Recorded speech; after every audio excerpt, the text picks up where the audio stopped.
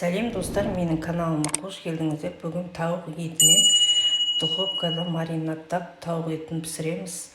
Ал енді бастайық. Тауық етін тазалап жуып аламыз да, жуып алып, оны заправкілейміз.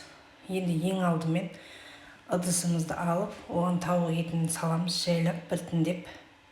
Достар, менің каналыма подписать етіп, қолдап, және лайк басуды ұмытпаңыздар, және видеоның соңына дейін көруді де ұмытпаңыздар. Осылай окорочкілерді жуып алып, тазалап, ыдысымызға саламыз, және тұз саламыз. Осылай тұз салып, араластырамыз. Және де соя тұздығынан бір қасық құямын. Және де базардан маринад для курицы деген бар, заправка дайын. Сол заправкадан құямыз. Бір 3 қасықтай құямыз. Мен көздеп құйдым. Сосын бір қасық кетчуп саламыз. Мына жерде кетчуп салғаны көрінбей қалыпты. Дәмін береді.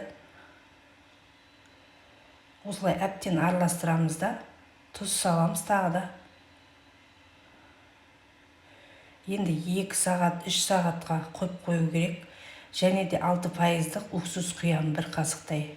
Бір қасық болғанда бір үлкен қасық бар ғой, ас қасық, содан жарты қасық уксус құямын. Сіздер бір кішкентай шайный ложкамен құйсаңыздар болады. Және де 2-3 сағатқа бұқтырып қоямыз. Енді маринадталды осылай.